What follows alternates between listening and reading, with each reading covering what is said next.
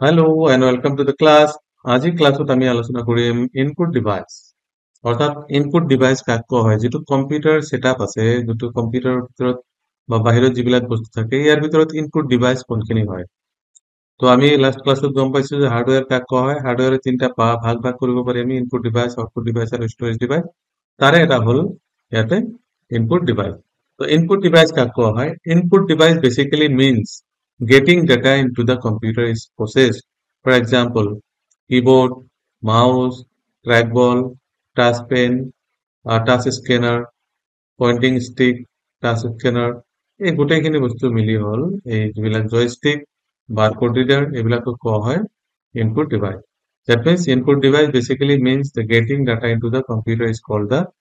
input device. যিবোৰ ডিভাইসৰ দ্বাৰা কম্পিউটাৰক আমি কি কৰিব পাৰি ইনফৰমেশন বিলাক দিব পাৰি কম্পিউটাৰ ডাটা বিলাক এন্ট্ৰি কৰিব পাৰি সেইটো কোৱা হয় ইনপুট ডিভাইস যেনেকুৱা কিবোৰ্ড আছে মাউস আছে লাইট পেন আছে হেডফোনস তাৰপিছত OCR বাৰকোড ৰিডাৰ জয়ষ্টিক আৰু স্কেনাৰ এইবিলাক হ'ল ইনপুট ডিভাইস তো এইবিলাক মনত ৰাখিব লাগিব যে what are the example of a input device যদি আমি ক'ব বিচাৰো তেতিয়াহ'লে কি ক'ব লাগিব keyboard mouse trackball touch pen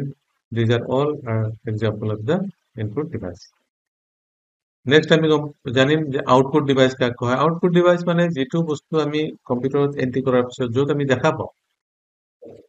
soft copy হ'ব পাৰে বা হাৰ্ড কপি হ'ব পাৰে য'ত আমি দেখা পাওঁ সেইটো কোৱা হয়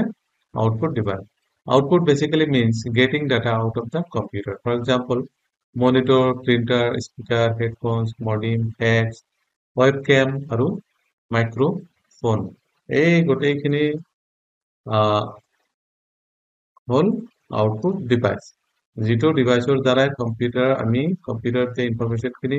কম্পিউটাৰ দিয়া ইনপুট খিনি আমি দেখা পাওঁ সেইটো কোৱা হয় আউটপুট য'ত আউটপুট খিনি ওলায় তো এইবিলাক হল আউটপুট ডিভাইস যেনেকৈ মনিটৰত আমি দেখা পাওঁ প্ৰিন্টাৰত আমি কপিটো ওলাব পাৰো স্পিকাৰত আমি গান শুনিব পাৰো হেডফোনছৰ জৰিয়তে আমি কথা শুনিব পাৰি মডিউমছৰ জৰিয়তে এইটো কি কৰে মডিউমছ কি কৰে ডাটা সাপ্লাই দিয়ে ফেক্স ওয়েবক্যাম মাইক্ৰোফোন এইবিলাক সব হল আউটপুট ডিভাইস আৰু নেক্সট হল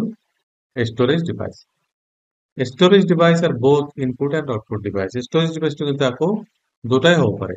ইনপুট ডিভাইসও হ'ব পাৰে ইনপুট ডিভাইসও হ'ব পাৰে আউটপুট ডিভাইসও হ'ব পাৰে তো ইনপুট ডিভাইস আর কি both input and output device input device বিলাক output device হ'ব পাৰে